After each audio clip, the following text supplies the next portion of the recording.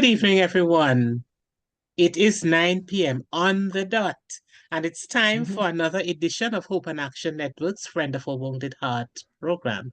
We come to you every Wednesday night, and we have been doing that for some time now.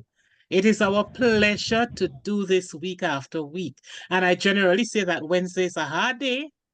Some get home late, some work all day from morning until 9 p.m. But we are happy to be with you. And whenever it's 9 o'clock, our energy returns. It is good to be here. So as we begin this evening, Akisha, could you say a word of prayer first, please? So, good evening, everybody. Hi. Thank you for being here. Let's pray. Heavenly Father, Lord, I want to thank you for this opportunity that you would have granted unto us to be here, to log on this evening, to discuss a matter that, we can all relate to. And if you can't, Lord, I pray that, it may bring back some memories, but it's something that we can identify with, dear God. So, Lord, I just ask that you have this program to be what you intended to be. I pray that you bless all of the persons that's a part of it. And I pray that you allow it to reach the persons who need it the most, dear God. Bless and keep us is my prayer. In Jesus' name, amen. Amen. Thank you, Akisha. And how are you doing? Ooh, I am doing okay. Yeah, there are some challenges, but I'm doing okay. I'm not gonna complain. And how are you? I am doing fine. I'm really doing fine. Thank God for his blessings. We're here. Yes. We're here despite the challenges. We're Despite here. the challenges. And we also know that the friend of a wounded heart is always there to take us through whatever challenging situations Exactly. we face. So we are here. So I am extending a warm welcome to everyone, and I'm sure you're going to do it too, Akisha. I just love to meet these people week after week. They're family. And there's nothing like family. Yes. So I know I said hi to the persons who are here, but honestly, we are really happy to log on and see faces and names that we are familiar with. So we thank you for joining with us every Wednesday.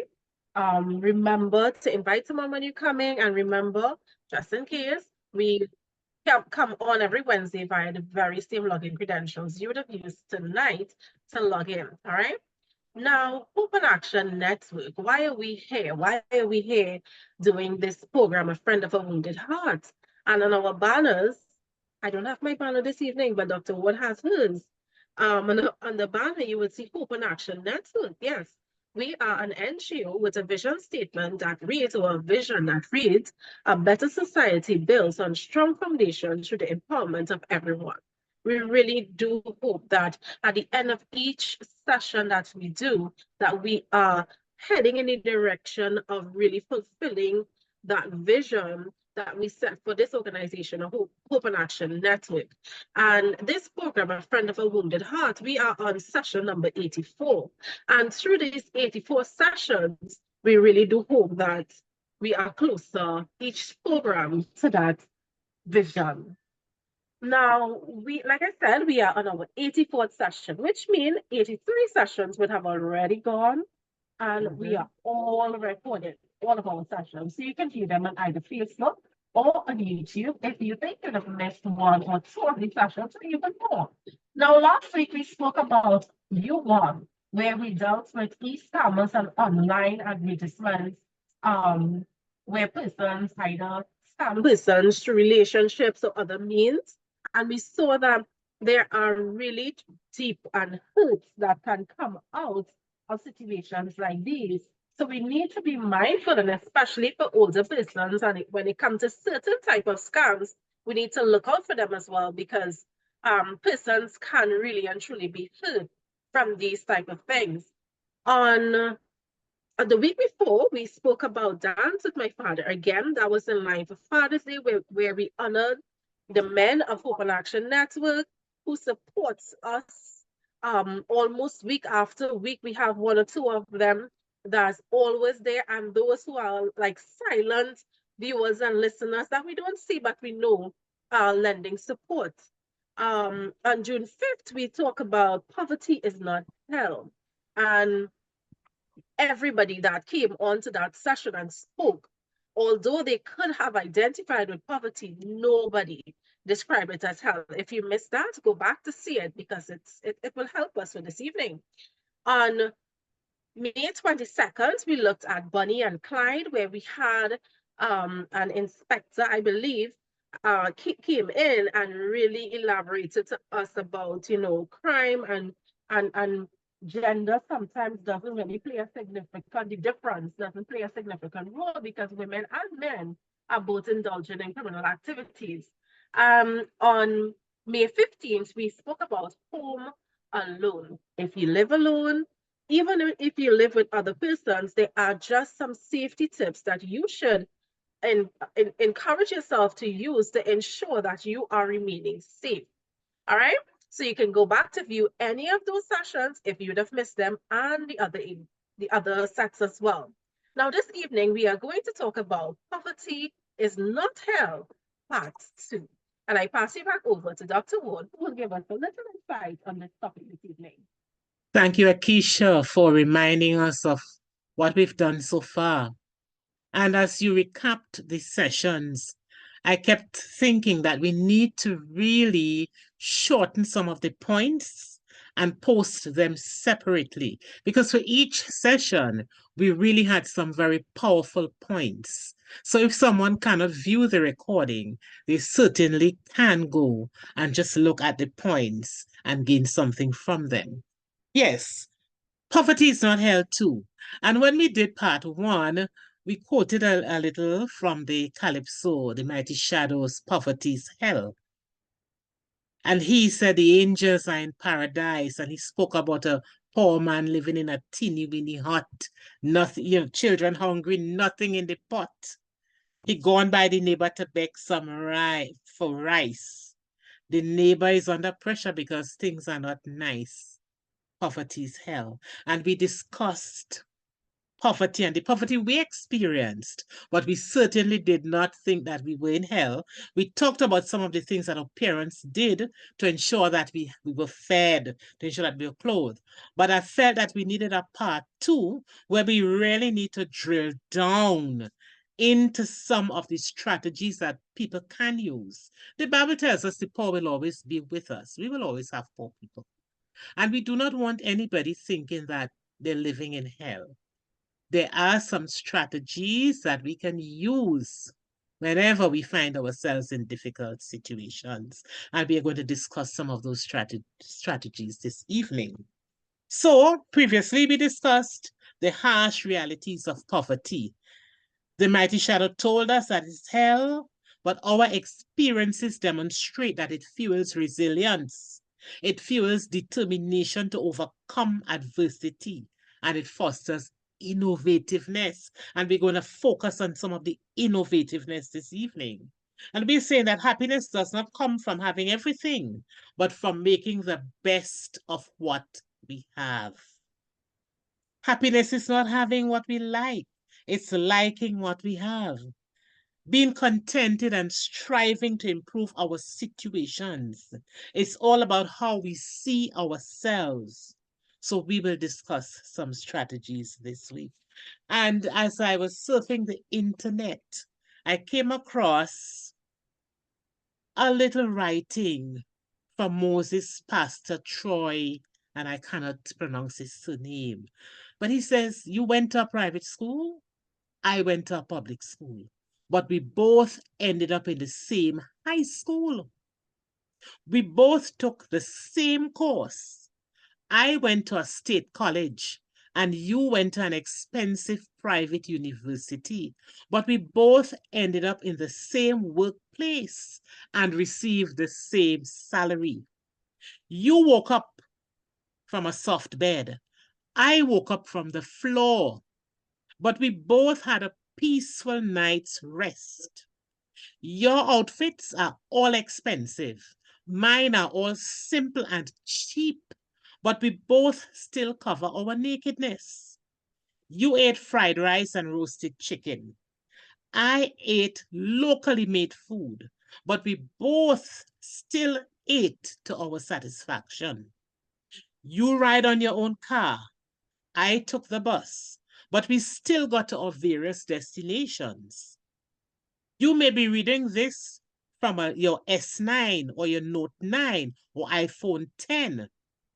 And I typed it with my broken touch one screen, but we still see the same message. There are different ways to get things done, different lanes all leading to the same destination. Just because your neighbor is doing things faster does not mean that you are failing. And I found this to be such a powerful piece of writing. And it is telling us that we should be contented, that we should not make the comparisons. It is telling us that some people are rich, some are poor, but we can all be happy.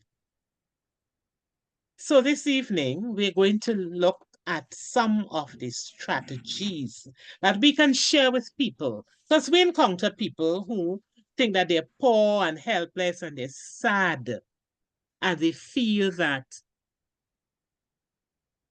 they're in hell. But we have already established it's not hell. So this evening, we are going to discuss poverty and food, poverty and cleanliness, poverty and clothes, poverty and education, poverty and crime, and anything else that you wish to raise with us. We recapped some experiences of poverty. I remember, and I said it on the last program, my aunt sending material for curtain for my mother for Christmas.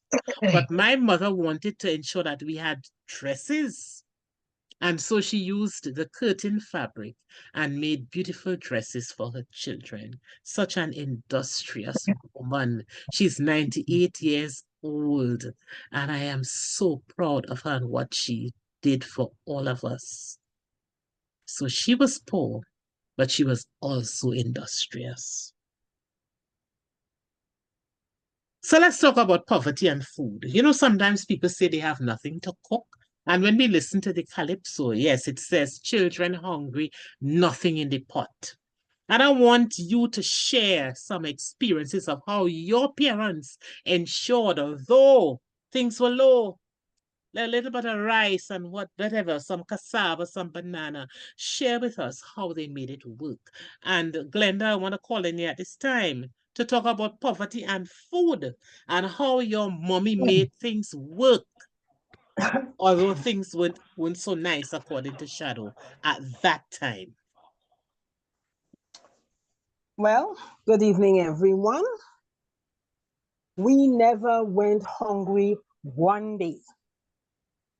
Not one day. And it was not because my father was trying to get a home for us in those days. Those are 50s, I'm talking about because I'm senior. And it was tough. My mother would buy 2 slices of fish. And she would take 1 slice and deal with it so daddy will get something to eat and peace to carry to work. You see, the fact remains is that even though you're poor, you have to be wise with it. You still have to know how to, as we say, ban your waist, ban your belly, and teach your children. This is the thing. Teach your children that this is how it is and to be content. Don't try to make your children feel that when their friends have the lunchbox with the whole drumstick and the whole thing, and so we weren't brought up like that. I remember my mom used to put me and my brothers the tea in a flask, you know, the flask bottles, and mom would put it in a flask and make me little bake and whatever, fry bake with whatever. And my mom and my dad, they would have little garden around the place. And mommy, she would fry up. We used to mind chickens too. And daddy would let the chickens out so they can eat. We didn't have to buy the amount of food. And then we got the eggs. And mom would fry up an egg with, you know, she cut some bhaji or she will cut cabbage or little anything and make like fritters. And that would stretch. Everybody will get one in the little piece of bacon and stuff. And she taught us, this is what we have, right? Say all your grace and eat it. And because of that, I learned to turn my hand in the kitchen. I could afford to buy anything I want to eat. But as I was telling Joan this morning, I said, I even experiment. And ladies, I'm telling you, learn to look in your fridge, whatever you have, learn to make things out of it. I was telling Joan how I have made a new recipe with 1 potato, cucumber, 1 potato, and seasoning, egg. And I made a beautiful omelet that is so filling and tasty. You could even eat it with anything because it's nice and moist. You put a little margarine in it and stuff. Learn to experiment. KFC, Royal Castle. They swimming in money. Your little money. When you buy a 3-piece, you know how many fritters you could make for your children that could be tasty? We have to find time to do things. Another thing I find, people throw away too much. You know, I ain't eating no fridge food. Oh, I cooked that yesterday. Why not? Do you know you can take rice and mix rice with veggies and stuff and make patties? Have you ever tried? Learn to use your imagination. And these very patties could be very filling. And if you like a Chinese flavor, a little ginger, a little soy sauce, and sesame oil in that rice mixture with grated carrot and or pumpkin and so, and you beat that and you fry that and you will see, man, wontons are nice like that. Experiment, right? Don't throw away your food from your kitchen. You can crush things like green fig and season it up. Put an egg to bind it. You may have one little piece of saltfish. You know how far that could reach? You could mash cassava. I am crazy in the kitchen. I just love the kitchen and I love to experiment. And I tell myself, but you don't have to starve. People don't have to starve.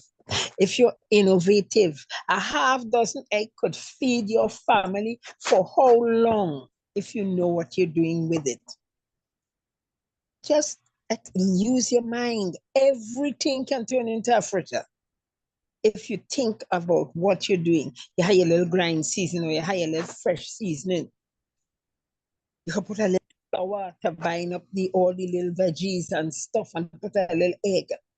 You might have a little piece of cheese on the side. When the fritters finish and you grate your cheese, drop some on it. Man, them children going crazy. They're asking you for no KFC. Mommy, make some of that, ma. Try it, people. Try it. Make your own bake. If you're fed up with the one in the oven, make it on the baking stone or the tower on top the stove. That have a nice roasted effect. I was on Google and I see this thing and I decided to do it my way. And I stuffed, it's not an aloo pie, it's a bake. And I seasoned potato and stuff, Trini style, seasoning of onion and garlic and chive and thing, and stuffed it and rolled on top the baking stone. Man, look now, 2 friends passed. And when they say, but wait, I tell them. The man said, you only gave me one? You see this thing real nice? I going home with this and talk. Experiment. It can work. It can work. And the main thing, They say a hungry man is an angry man. You want to keep your family nice and relaxed, you find time in the kitchen. And you know what's the beauty of all these things? They can go in, you could put them between cling wrap or in a container and freeze some. So this week you have some, next week. From the same little bit of rice and maybe veg that you had, the little fritter will turn out so nice. Yes. Use your hand. Don't be buying. We spend too much of our little hard-earned money buying because many of us, too much TV, too much online. Organize. You have a family, think of their future and organize and find. You just get things going in the kitchen. And hobby home, say, boy, taste this now. How you think? And if you season it up, we Trini women know how to season, you know. Give it that. We know how to season and learn. And you will see, you see garlic, onion, salt, a little black pepper. You're good there, you know. If you have sive and thing, well, nice. And you season up things. And you learn to mix. And as my mother used to say, she's gone now, but I learned so much from her. She was 101 in her good mind. And she always say, learn to turn your hand. I don't know if you all know that expression. Learn Yes, to turn your yes, hand. we do.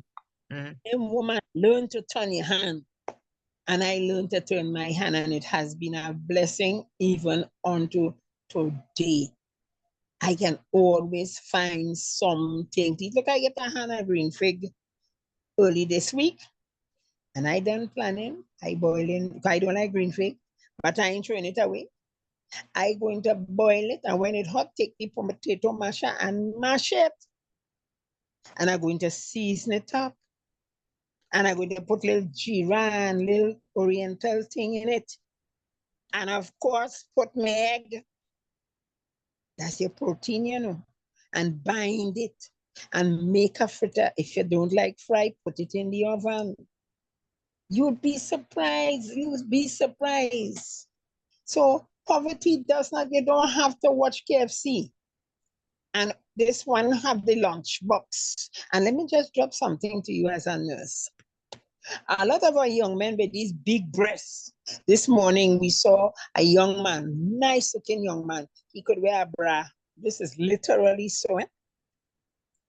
Two huge breasts. We call that in nursing gynecomastia. And you know where that comes from? Too The much hormones from chicken. KFC, the chicken. Yeah. I eat meat. So I'm not bashing meat. I eat meat. I hardly eat red meat, but I eat chicken, I eat fish, I eat turkey. And the thing is, our young men eat too much meat, too much chicken. Too much chicken. One fella eating a 3-piece and thing.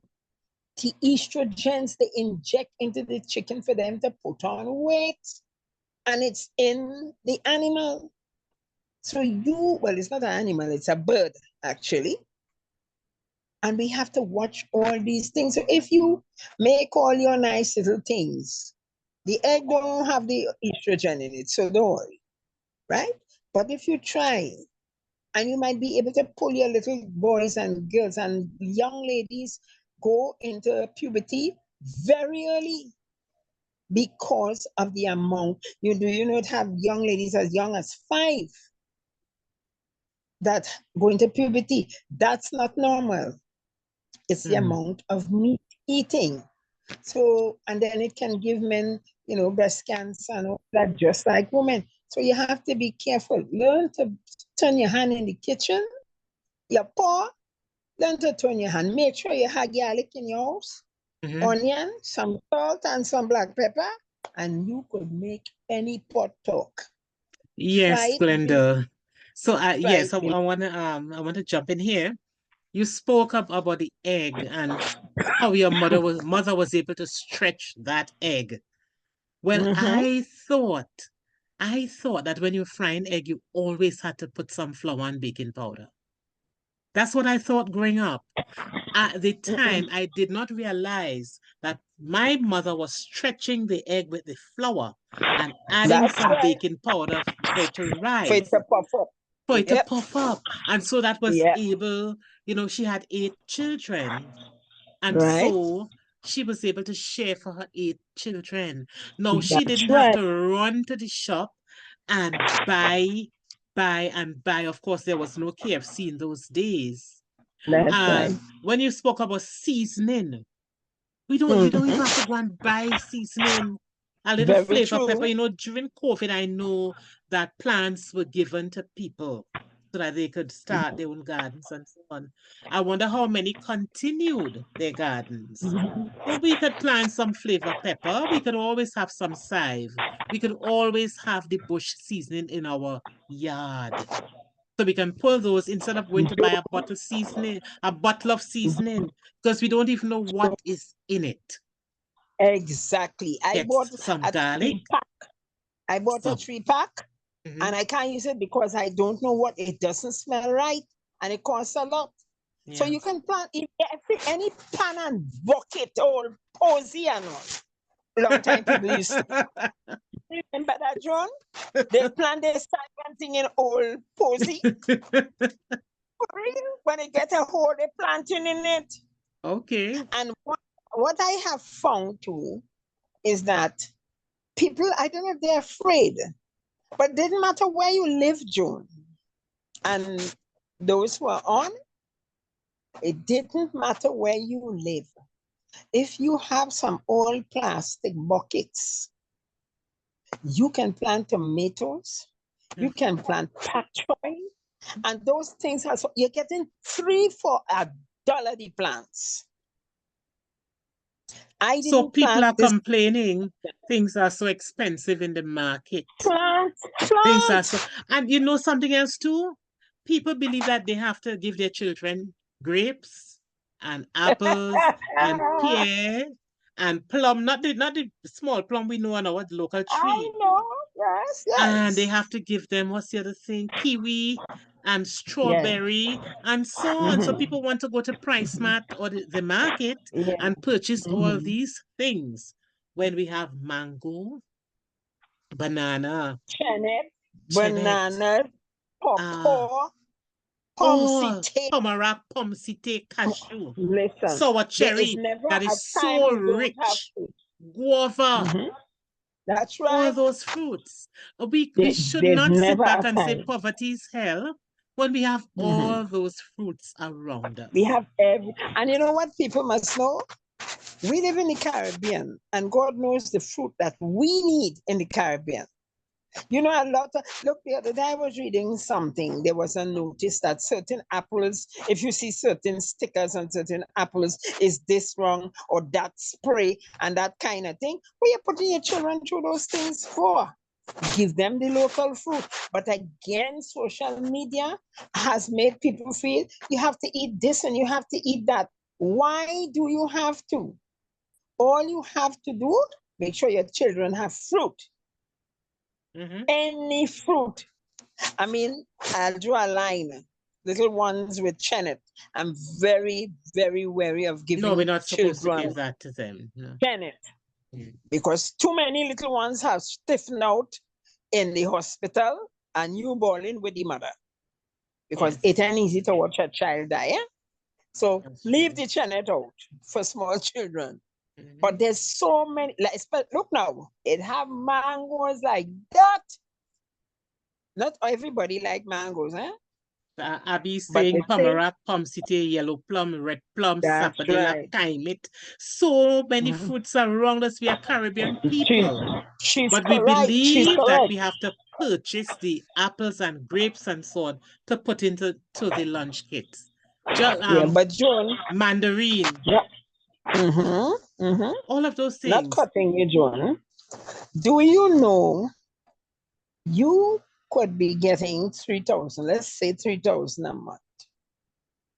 When you go high-low and you buy all them fruit, you're spending almost $200-300 in just those fruit, which is ridiculous. Yes, it and is. And then when your money finish, They're paying me enough, but you're not attending to what you're supposed to attend to. Your main thing is, yes, provide fruit and vegetables and good meals for your family, but be wise. Be Somehow I wise in your feel spending. somehow I feel like we did a poor job in terms of passing on this information. So this is why And they, Hope and Action Network exists. We really want to be able to share. Dawn, I saw Dawn had a hand up. Dawn, Hi, you, good night. yes, you can go ahead. All right. I'm listening to you talking about the fruits. I remember some time ago I was listening to a program, a live program with someone talking about nutrition. The person is a nutritionist. And what she was saying is that the fruits within your climate, has certain nutrients that your body needs to live in that amen. climate. And So so she true. was encouraging the same thing you was like Sister Mike and so was saying, that we need to make use of the fruits that we have here, because the fruits we have here, there are certain things in those fruits to benefit our body in the climate that we live. So we in the tropics, the fruits that grow in the tropics are for us to use in the tropics. So as I Very go true. around eating mango, I remember when I was young, you never see a mango tree with me. Actually, you're longing to see ripe mangoes, because as children we will, and locally we still know all the mangoes and suck the mangoes, but now I see mangoes rotting. Nobody's eating the mangoes. They're eating apples and grapes. The mangoes are rotting. Children don't even know what passion fruit. I remember we would burst the passion fruit and scoop all the thing, and sour acid as it is, and we're eating all of it. And that's why so many people, the older generation, seem to be so much stronger than the younger generation, because these are the things we grew up on, the things that were giving us the nutrients for the climate that we live in. Yes, Dawn is perfectly correct. May I just say this? Yes, go ahead. That medicine will tell you that your body needs to be used to the flora and the fauna, meaning the fruit and the animals of where you live. It keeps you healthy. You build immunity based on what is around you. So therefore, the fruit, as Dawn said, that you grow here, she's correct. Whoever said that, that's a fact, because science have proven you need. Do you know that how they know where people come from when they do all these find mummies here, there, is by what they find in their gut, and they can trace it back to which country. So it's very important that we do so. I just saw somebody put that children think that apples grow in Trinidad. You know what that Yes. means? Yes, because we see so many apples and we sell so many, and the apples are coming to us with all kinds of polish and wax on them. That's it. And sprays, June, to ripen and to delay ripen. And you take that and you wonder why we have so much little children with leukemia.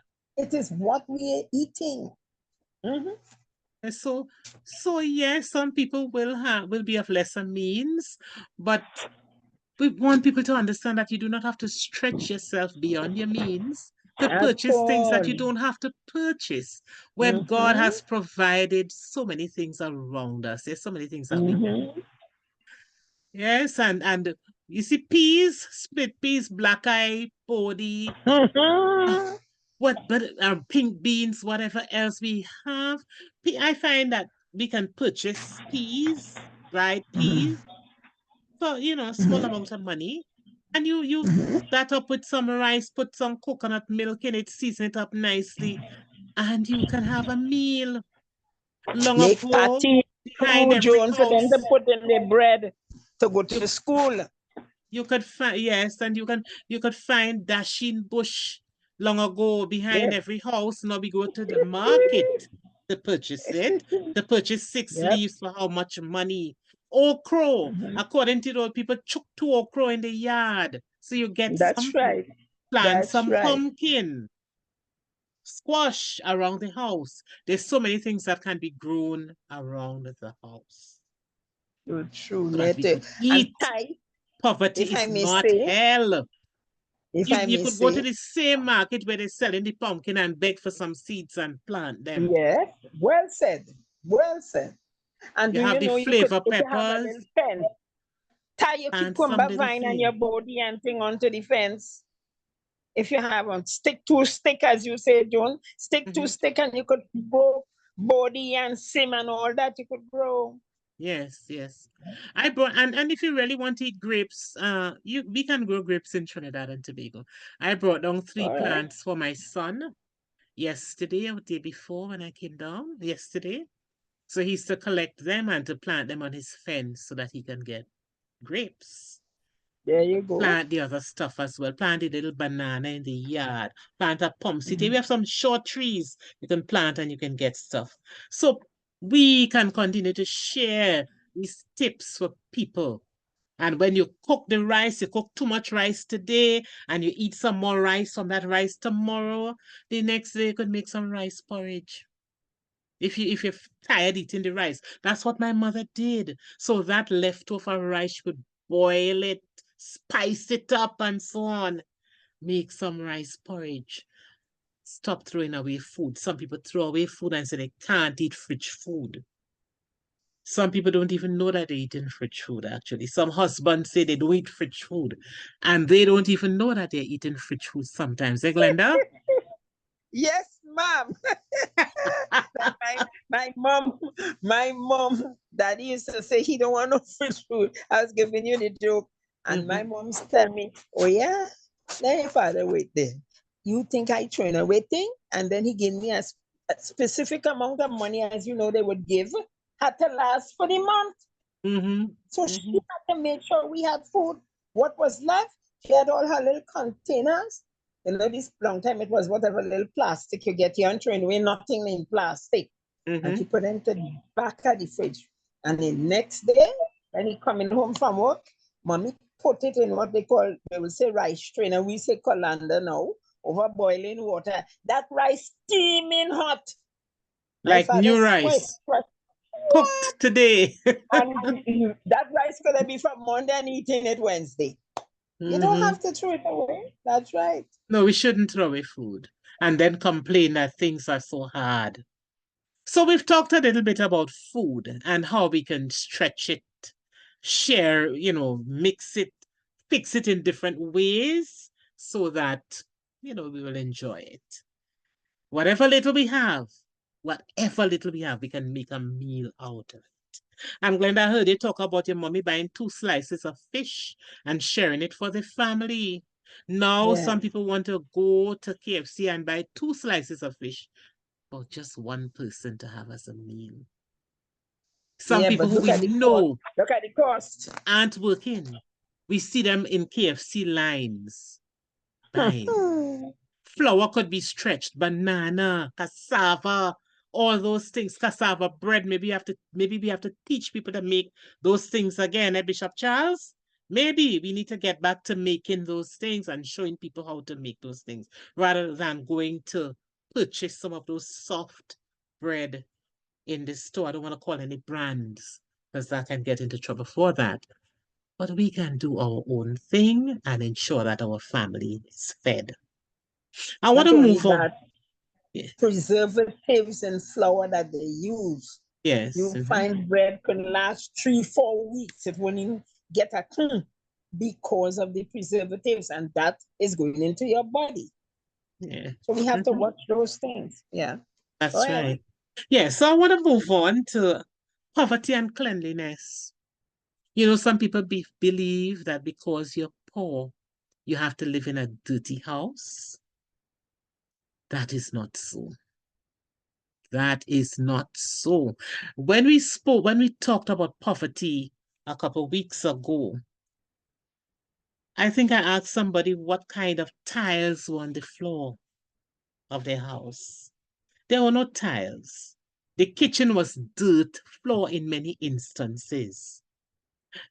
The floor was mainly board.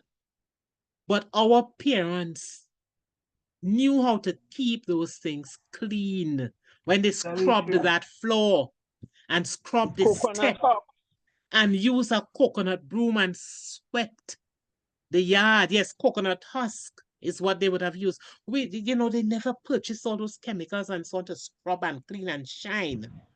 They used what they had.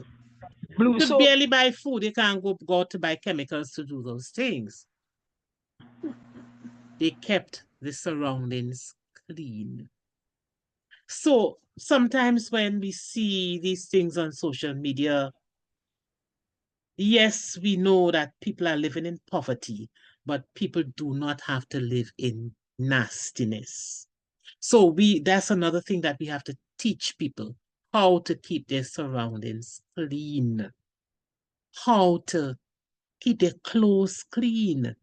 And you might not have a wardrobe or a large house or a dressing table or a chest of drawer, but if you're keeping your things in a box, fold them up and keep them neat and clean. And if we have children, our children should not be living in a tumble with things scattered all over the house. A shirt dropped on the chair and the towel on the floor and 2 pieces of clothes there and something thrown there. That has nothing to do with poverty. That has to do with not understanding what cleanliness is all about. We must keep our surroundings clean and teach our children to do so as well. Let them share, let them do chores. Nowadays, children are not doing chores. Get up early, do some work before going to school. That stimulates the mind and prepares the mind for what will happen at school. Let the children understand that things don't happen in the house by magic, that the mother is not a slave, and the fathers also need to share in the duties of the household, help to keep the place clean as well, and teach the children to do so. Sharon?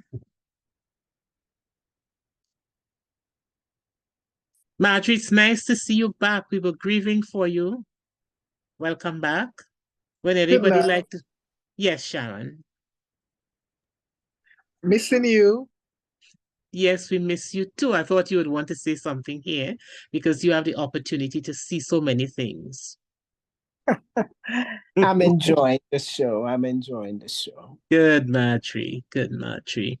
So we're talking here about poverty and we're saying it's not connected to cleanliness. Should not be. You might not be able to buy a soap at some point in time to wash the clothes, but even if you have dirty clothes in a box or a basin or whatever it is, it should be neatly placed, neatly packed, neatly stored. Another, if I may say, Joan, another thing that a lot of people tend to do is leave dirty dishes at night. That encourages rodents, rats, and stuff. You have to be so careful. Leptospirosis is real. And people still get leptospirosis. Yes. So even if you have to rinse your stuff and put them in a plastic bag if you can't wash them, but rinse them off at least and make sure that they're secured, because you wouldn't know when a rat passed and run onto your clean wares. And the next thing, somebody gets sick. You know, some people eat and leave the bowl next to them, and you have to be careful. All those things encourages rodents and cockroaches and all these things. And those things spell diseases. So all that is part of cleanliness, and it has nothing to do with poverty. It's just you as an individual taking care of your surroundings. Mm-hmm. Yes, so we should take care of our surroundings. We might not be able to purchase, as I said, all the expensive chemicals. Might not even be able to purchase an expensive broom, but we made broom from the coconut tree. So there were 2 types of broom we made from the coconut tree. The one with the defects, where you strip the leaves off, and we made that broom. So that's the one with the fine sticks. And Cochlear then, broom. yes, and then the coconut tree also had a ready-made broom. Yes, I know I don't that know. I one. don't know how many of the younger people would know it, but there was a ready-made broom on that with a long stem, and then you That's where had the the coconuts. spikes. That's where the That's where the coconuts drop coconuts off. were yeah, Yeah. right. So that was used to sweep the yard. Yes, and then you had the sex broom. That was Cochlear. nowadays they use it as decorations and all of that, but those were our broom long time. But the Visa is talking about a bamboo broom. I don't know that one, the Visa. Okay, so there was a bamboo. So we can use things around us, and it doesn't matter what the neighbor thinks. We have to learn to live above that and live within our means and be satisfied with what we have. The little writing that I read earlier on told us about the comparison. You woke up from a nice soft bed and I woke up from the floor, but we had a comfortable night rest. You went to an expensive school. I went to a poor school. We ended up in the same job. So, we just have to be contented, just have to be satisfied with where we are and not be carried away by what other people have or what other people are doing. And when we talked about poverty a few sessions ago, we said that we should work our way out of it in an honest way. Do what we can to work our way out of it. I want to move on now to talk about poverty and clothes. And I really feel this is one that I like to talk about, poverty and clothes. Now, just today, Glenda and I were talking about clothes. People are now going to the store and purchasing distressed jeans for plenty money.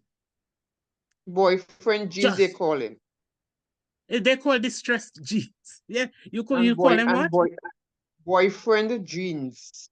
Boyfriend jeans. Or they more resemble my father's old horse clothes. My father bush clothes. Horse clothes, or the coarse clothes would have been the bush clothes. Yes, coarse the clothes, clothes yes. that they wore. Yes, you know that term, Anita. Coarse clothes, yes. Coarse, meaning that they were not your fine clothes. Yes. They were the ones that you wore to do hard stuff like gardening and so on. Go in the garden with it, yes. That's right. That's right. Coarse clothes. Yes. And the jeans that people wear now for style, fashion, were what we call dungaree long ago. And dungaree was worn in the garden. Exactly. So, and they got torn at times, and they had to be patched, darned, where you put a piece in and you did back and forward stitch so that you strengthen that little area. Nowadays, people throw away clothes for any little reason. Sometimes the hem rip, and that they believe that that's it. Because they don't have needle and thread home to hem. Well, there's some people who do not.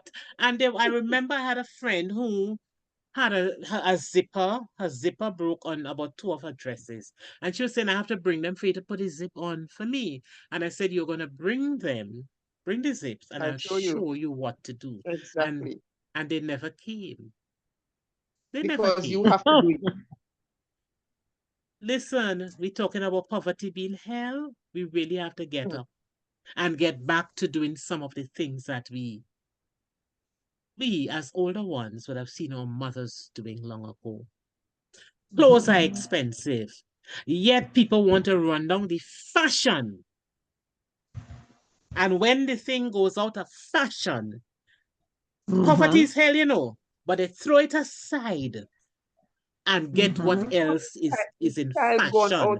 And this is why some people resort to relying on boyfriend and some not so good boyfriends to get clothes to wear. That's why some people would want to run down all the wig. So when it's Jerry curl, they want the Jerry curl. When the Jerry curl go out of fashion, it's Brazilian hair, they want the Brazilian. When it's sister locks, they want the sister lock. When it's whatever, and straight wig and whatever else you call those things, they want them because it's fashion. If poverty is hell, how could we be chasing fashion in that kind of way? And then sometimes you see people and they say they don't have anything to cook. And when you check their nails, they look nothing like mine. They have all the acrylic and whatever with all the fancy patterns on them. If poverty is hell, then we need to set our priorities right. And I know in a sense we're preaching to the converted here, but because these videos are going to be on YouTube and Facebook, hopefully they will reach the right persons. Poverty Joan, is you be poor, we told set our priorities right. Go ahead, Anita. I told somebody recently, fashion is mashing up the world. Fashion because the young people, they just want to be in every fashion. And when they can't get the fashion, they do foolishness to get the fashion. And when some of them put on the fashion, you don't even fashion them. That's why they're looking for the gangster boyfriends and all of that who will get things quickly for them. Recently, a girl was on Facebook, a young girl was on Facebook once and saying, if my boyfriend can't give me $6,000 every morning when I wake up, I don't want him. What? And she was on Facebook. Every morning or month? Every morning. Every morning he must give her $6,000. So when he go out in the night, she knows where he's going. And he have to give her $6,000 every month. If he can't give her that, she doesn't want him. And then somebody was talking to me about it. The person said, you don't know whose child is that? I said, no. And then they explained to me who's the mother of the child. I said, okay, I don't know the child, but I know the parent. So for a boyfriend to find $6,000 for you every morning, Mercy. has to be working in the night. Well, that is what she said. When he come home, he must present her with $6,000 in the morning so she knows what he's going to do in the night. Lord. Yeah, listen, this is why we can't stop what we're doing every Wednesday at 9 o'clock, you know. We have to come against all of these kinds of things and let people know there's a better way. There is a better way. Chase fashion. Yeah, I like fashion. Everybody knows that. But I know how to purchase a piece of cloth and turn it in whatever direction to get something to hang on me. And that's the other thing. That so many people can't sew, can't hem a skirt. And we have a plan. We have a plan for our church where we're going to pull in some young people and teach them how to make something that they can wear. Yes. And if all of us try something in our small corners, we're going to make this world a better place. Yes, the young people are paying plenty money to buy nothing to put on. The more money they spend is the less fabric the clothes are made from. We have to really teach them and try to restore some value, some sense of self, some pride in them. True. We have to try to do recently, recently, my church had all the young people, and they learned to bake bread, cake, sweet bread, corn, puff, everything. Now they're so lucky they want advanced class. Good. They want advanced class now. Good. Because, and it wasn't girls alone, it was boys, and the boys would just come in every week to make their stuff, and when they're finished, they're carrying home. Mommy, I made this. Mommy, yes. Good. Yes, good. Let's reach them. Let's reach them and try to help them. Let's reach them. Very good. Nancy. Good night, everyone. I just want to share something I learned. There was a bag I had that was locally made, but the zip kept on popping. So I brought it to a seamstress to ask her to change the zip for me. So I needed to get it because it was kind of long zip. So I needed to get the length for her. And she told me that it's not the zip that's the problem, it's the head. So she actually bought a head of the zip for me. She took off the head of the one that was there. It was like a purple one, but she got a silver one, and she replaced the head of the zip for me. Had nothing to do with the changing the zip for the bag. And I told her that was so awesome. She told me they make earrings with the head of the zip, so they're available. Oh, And I yes, was so they sell thankful to them. her. Yes, I was so thankful to her. I told her, thanks for letting me know that, because there's no way I would have thrown the bag just because of the zip. And she told me it's just the head. So I learned that, and trust me, any zip that's popped, I'm going to try to change the head. Thank you. Because you learn something, and that's what we have to do. We have to teach. Sometimes we pound in the young people, Nancy, and they really do not know. And this evening, I really want to ask you to read the chat, because I don't have Akisha. She was here earlier, but she's gone to do some work. So we have some wonderful messages coming through the chat. So take a peek at the chat every now and again. So poverty and clothes, let's not run after fashion. Can't afford it, don't do it. Let's not resort to any means necessary to be in fashion. And there's some people who believe that they cannot wear something again. I wear that already. Somebody saw me in that already. Well, the only way I wouldn't want anybody to see me in my clothes is if I stole it. But as long as I got my clothes by honest means, it doesn't matter who sees me in it. And if they see me in it 20 years straight, that's okay. It's mine. Well, I want to share something with you tonight. I was traveling recently, and I heard a young man talking to his mom, and he said, I want I think it was a jersey.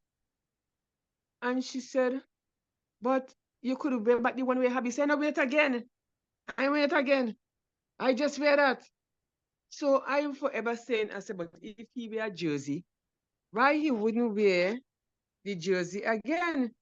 So my daughter said, Mommy, is a jersey where he said he wouldn't wear again. But sometime last week, the weekend, she came by me. She's traveling with me, and she said, I've come to bring some money. She said, I could have paid off all my money now. But my son, what is shoes name? Want a shoe? I just buy shoes for him for $2,800. And I watch my daughter watch me. I said, she said, no, I buy one for him last year for your birthday, but I didn't give none for your birthday this year, so I buy the shoe name gone for me. So I buy one for him for your birthday this year, Air Force One. $2,800. So I said, no, I got tell the name just now. So I saying was a jersey, the boy was saying, never know. The shoe never come to it's a shoes. What you wanted, and he said he can't wait, and then he or she, but I didn't give him nothing for your birthday, nothing for your birthday, so I buy it for him for your birthday. She said he could have buy it for himself, and let me tell you, he's a dropout from school, eh? He ain't do exam yet. So what is she doing as a parent? What is she doing? You see where the $6,000 has come from every morning? That type of lifestyle. What is she teaching him? She tell him, but you have money, you can buy the shoe. No, yes, I have money, but I save it to buy a car. I saving it. She telling me, he's saving the money to buy a car, he's saving the money to buy a car. He could have buy the shoe for himself, but he's saving the money to buy a car. You see what the foolishness a story for them, sir. Yes, and then when she's gone, what's going to happen to him? The foolishness as parents are doing. He'll pull a gun. That's what he'll do. Well, God knows. Isn't that what is happening now? Yeah. There is the Air Force One that I know young people are going crazy over, and they cost some thousands. They cost some thousands. But I don't know. It's Jordans? At Jordans, Susan says. And there's the Hirachi too. The Hirachi is a very expensive one. That sounds like a car. No, there's a shoes right. I guess it's I a think car it's that price. Jordan. Jordans. Yeah, that's what I think it's that Susan Jordan. said. No, if somebody's working for plenty money, their own money, and they want to buy a Jordan's, It's that fine. But Jordan. parents, don't do that to children. Don't do that. Don't do that. Don't do it. Don't do it. Those shoes are sold for My money so now. much money locally. Yes, don't I take it just now. When I traveled last December, I bought my grandson a good pair of sneakers. But he was wearing cheap sneakers all the time. But a good pair of sneakers in the States, what is selling for $2,800 and so on, you might get it for, less than 100 US. And of course, I felt at that time that he deserved to get a good one. And sometimes his aunt would buy if they're on sale and so on. But no, not my $2,800. I don't even have a pair of shoes that will cost that much. Go ahead, Dawn. Parents, we really have to be careful about what we're doing. We have to be careful with teaching them some negative things and they'll go out and steal it. There was a time they were stealing shoes off of people's feet in Trinidad. Go ahead, Dawn. It goes back to the values that we have taught our children, It goes back to what we have taught them. The children are just displaying what we have given to them, because if you are growing your child to be contented, to appreciate the things that they have.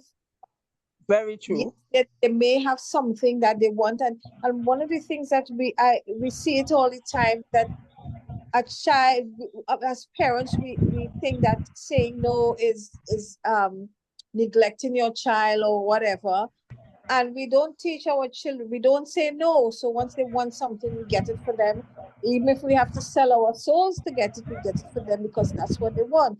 So therefore, two things: they're not going to learn the value of things, and two, they grow up entitled. They believe that whatever they ask for, that's what they're supposed to get, and when they're supposed to get it. But they are not entitled, and we are, as grown-ups, are the ones who would give them that behavior.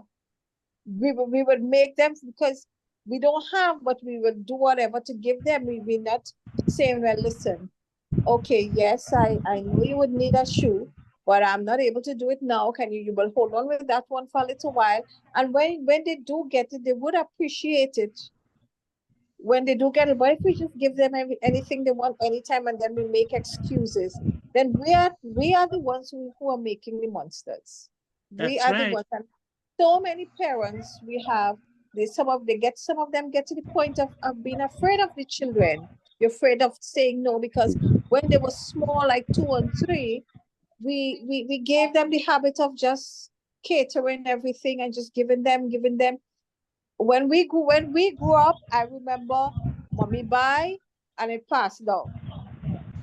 It come down the line, and even if according, you might be a little slimmer than the other one, she would take the outfit and she would redo it, take it in, add a little color or something. So, and when you step out, the dress looks much different, but it's the same dress.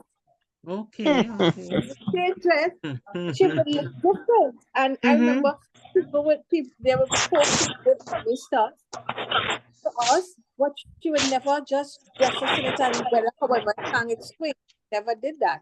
What she did, she would sit, she didn't have a machine, but she would sit in every night in her hand, and she would make over that dress in a way that when we put that dress on, it's the same material, but it will look totally different. And I remember many times people will say, but I give the children things, and mommy will say, but yes, they will, but she would do it to us, and then she add a little lace thing in the front, a little ribbon, flowers.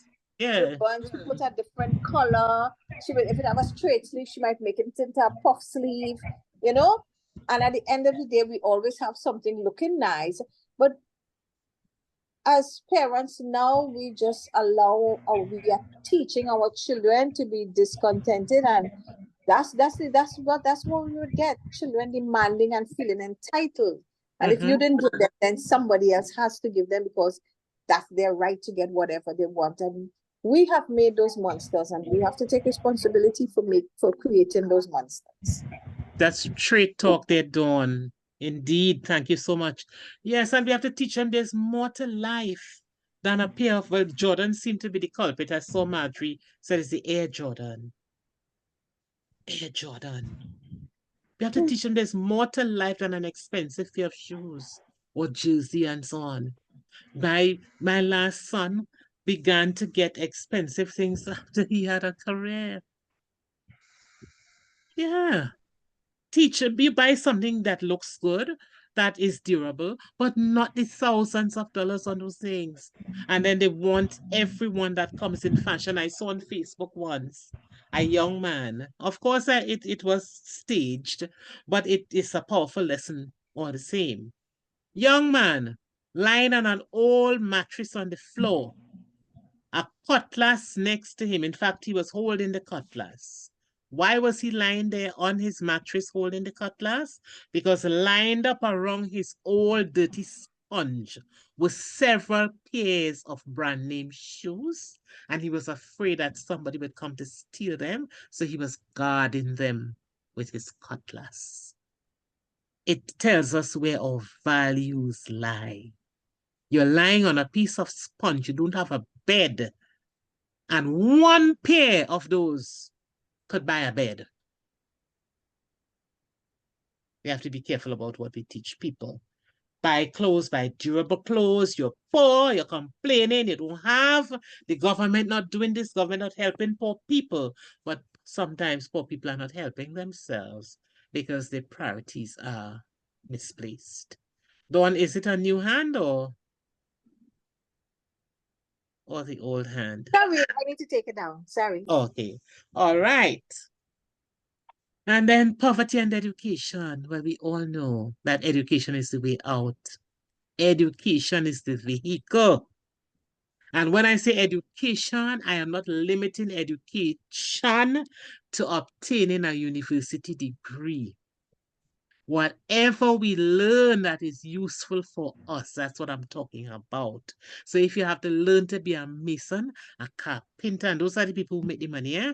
A mason, a carpenter, a mechanic, a straightener, a baker, somebody who makes bags, a farmer, whatever it is, a painter, whatever it is, learn it and learn it well.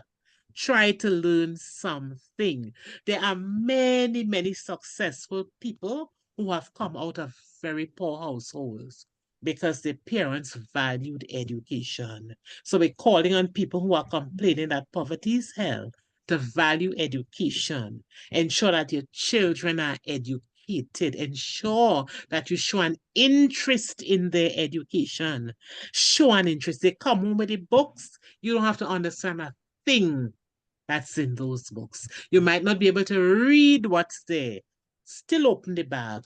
Open the book. You must know if they got a tick or an X and ask them about it. And when parents are involved in children's education, the children do better. Talk to the teachers. Go to school. Find out what is happening. Keep in contact. Ensure that your children receive an education and don't compare them with anybody else. Don't compare them with anybody else. Some people measure their children against the neighbor's children, and that's wrong. Children should be measured against themselves, and I'll say what I mean by that. You have to know your child's potential, and you have to constantly check to ensure that your child is performing according to his ability, to the best of his ability. Push them to achieve what they are capable of achieving, not what the neighbor's child is capable of achieving, or not even what the older brother is capable of achieving. Every child is an individual. The important thing is to ensure that they're the best that they can be. So you're poor, you're complaining that poverty is hell, send them to school. Give them, and wash their clothes. They may have one shirt. They come home in the evening, wash the shirt, teach them to wash it as well. Hang it up, let it dry for next morning. Put it behind the fridge. Keep them clean so they don't have to go to school dirty because they're poor.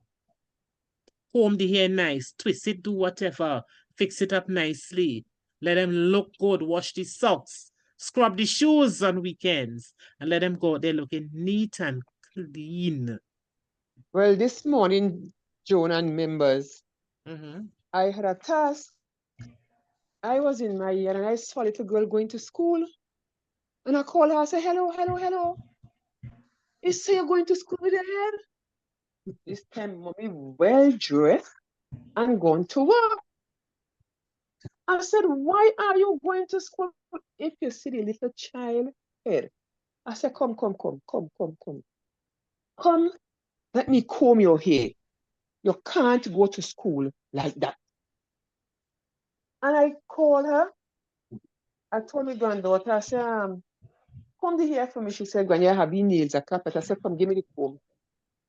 I said, she here have woogie. And I took her and I plait 4 cane rows in the front of the hair. And this time she had brush in her back. She 8 years there. She had brush in her back going to school, you know. 8 years. And when I call her, here, little boy that with her. You could brush up she hair for me, please. Something happened at home.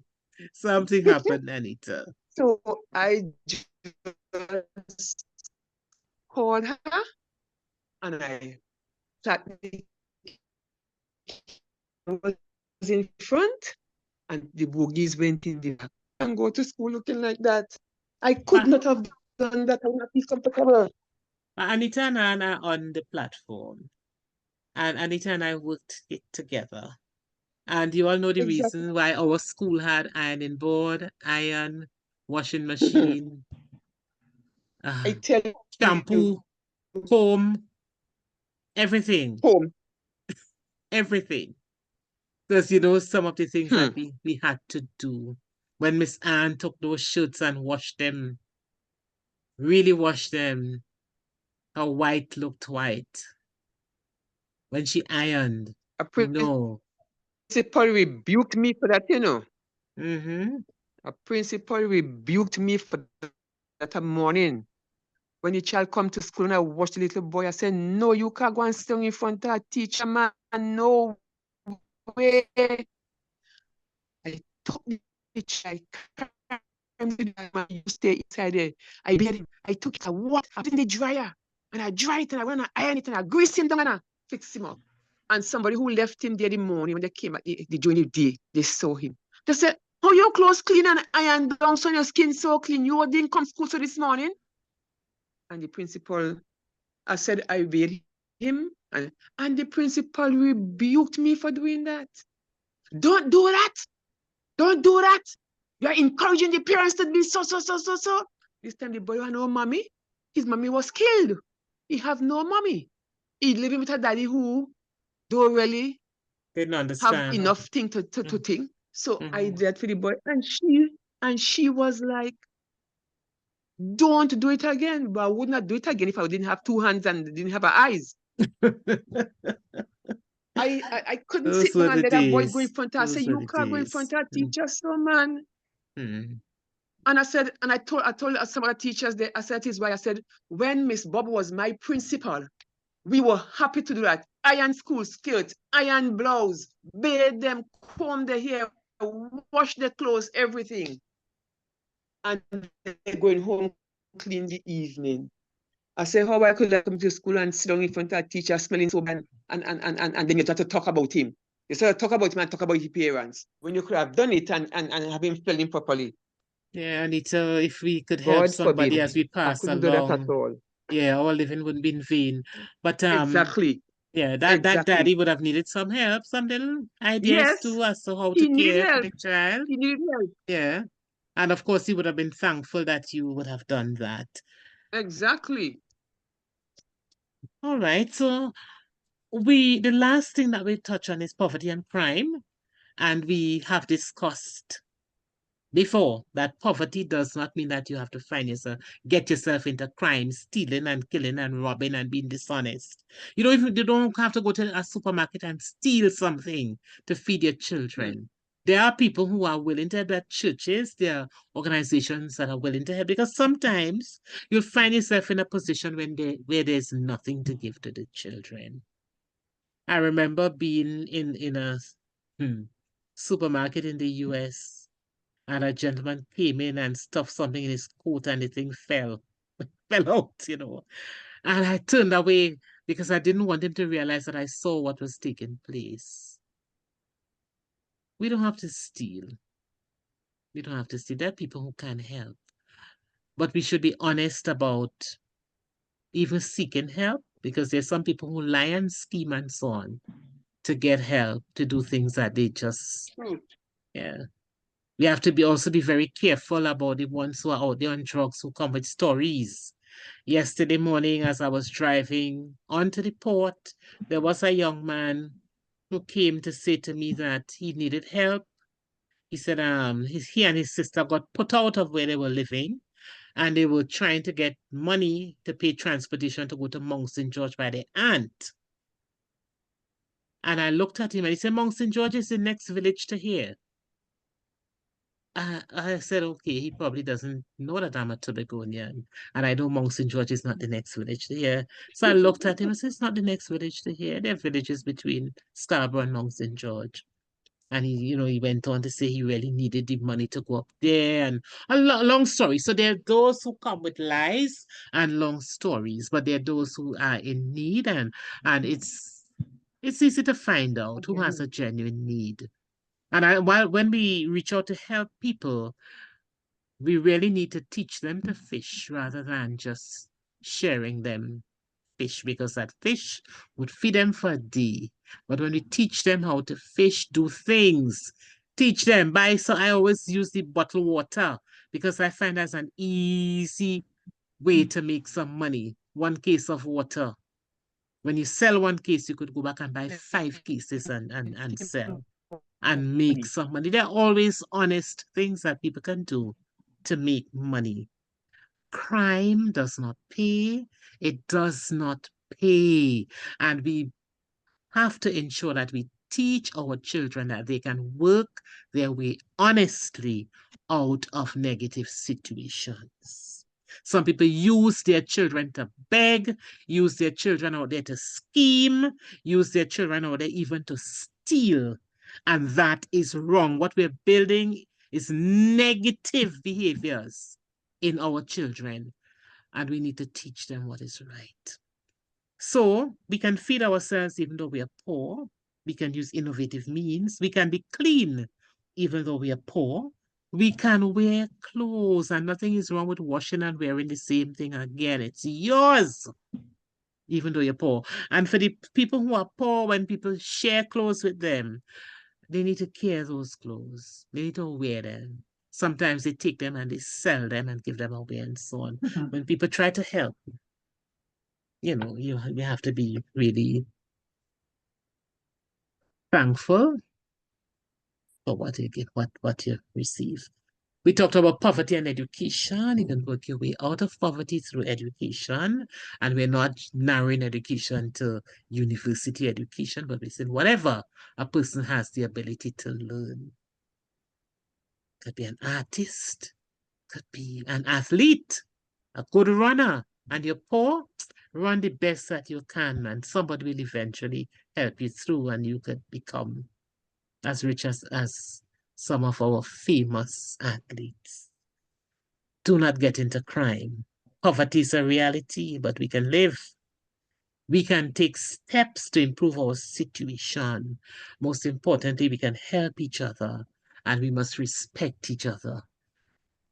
Sometimes we really show a disrespect on people because they're poor. Honesty is the best policy. We can work our way honestly out of any situation. And there's always the friend of a wounded heart who is willing and ready and waiting to help us when we call on him. Jesus is that friend of a wounded heart. Before I close, is there anybody who wants to make a comment. We had some lovely ones in the chat. I thank those who contributed already, but you still have a chance to make a contribution if you wish to do so.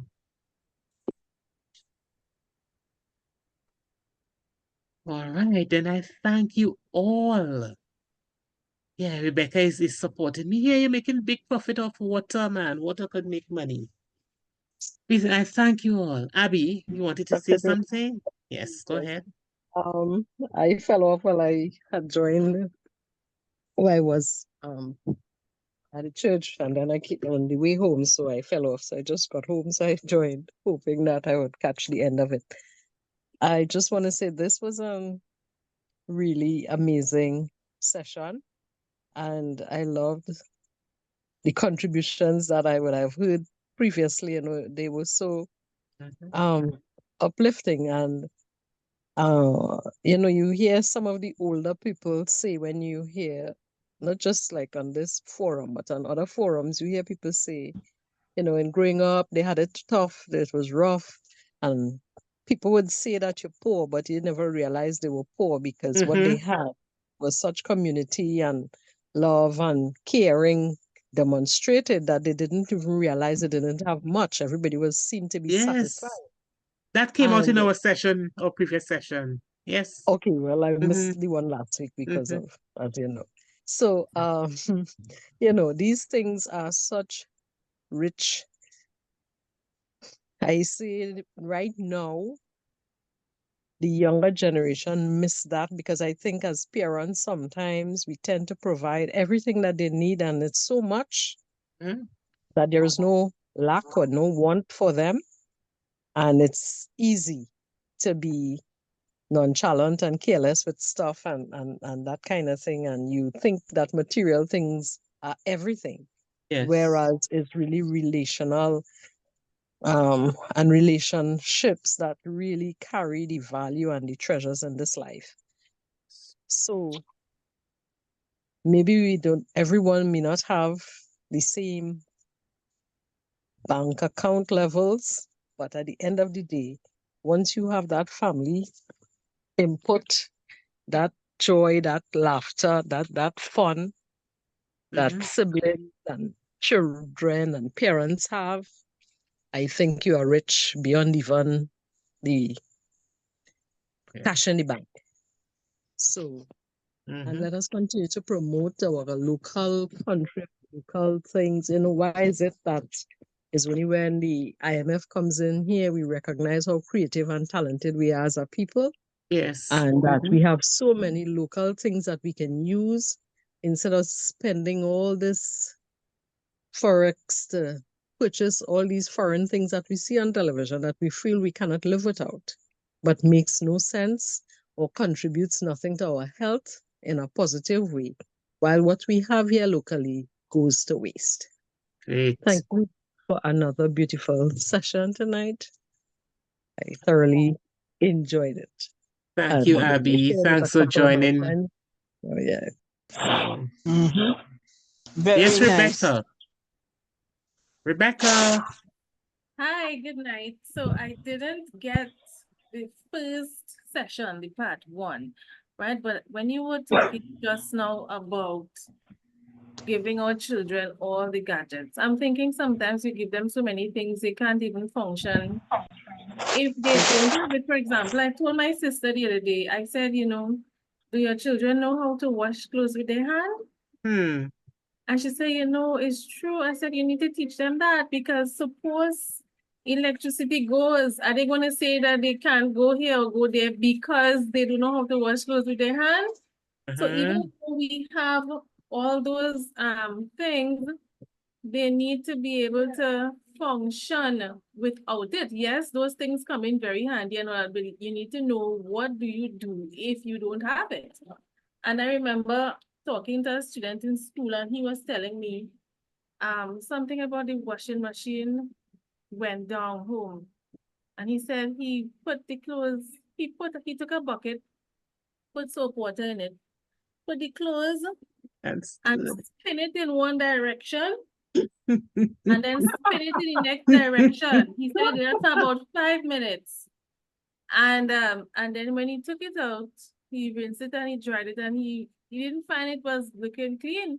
He looked at the color and it was still dirty, and he was kind of surprised because that is what the machine does. It spins the clothes in one direction and then spins it in the next direction. Your clothes come out clean. So he did the same thing, but manually, and couldn't figure out why it was clean.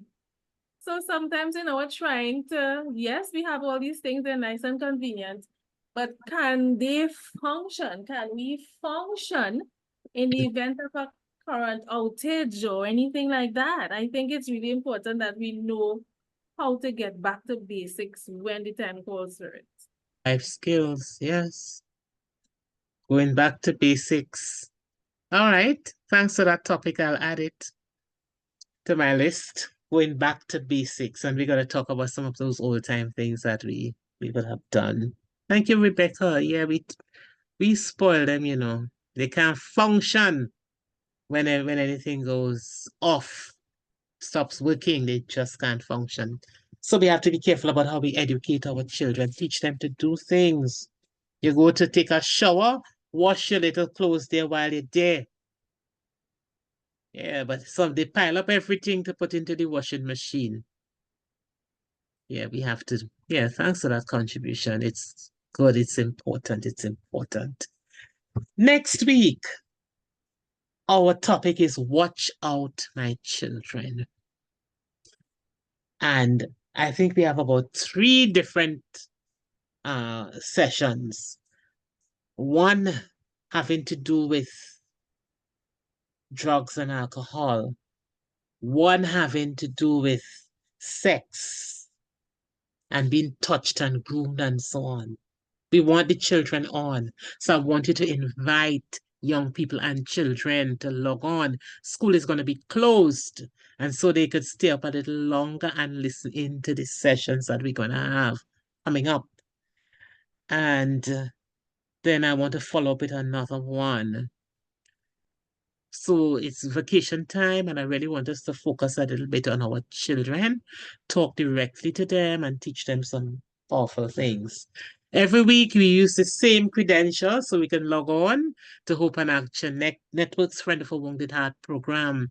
All our recordings are on YouTube and Facebook. Share them. So, go on, look at them, make a comment, share them. We want the message to go out to everyone. We want to empower everyone so that we can truly build a better society. Thank you for logging in, and have an awesome evening. And Abby, while you're there, could you say the closing prayer for us, please? Sure. Our heads are bowed, our eyes are closed. Our Father and our God, we are indeed grateful that you have kept us thus far. We are thankful for this session that we would have had this evening. We are thankful for the rich contributions. We are thankful for Dr. Ward as she facilitates. We are thankful that you are using her in this way so that we can bless others in a way that we overlook at times and take for granted. But we are thankful as well for the reminder that maybe not having all the material stuff doesn't make us poor. It's not living in hell, but it contributes a level of richness and quality of life that we are now looking back and reflecting on as what is missing in our society today. So, Father, we are thankful for all that you have done for us. We ask now that you bless each head bowing here, each family represented, and may each one of us have a restful night, and may, by your grace, wake us up in the morning. In Jesus' name we pray. Amen. Amen. Thank you, Abby. Thank you, Abby. See you next week, everybody. Remember, we want the young people, so invite them. Give them a call before the program begins so that we can share with them some rich information that it will need. Thank you all. Thank you all who spoke out. Glenda and Abby, Nancy. Welcome, Dawn, welcome. Sharon, Rebecca, Anita. Thank you all. Have a good night.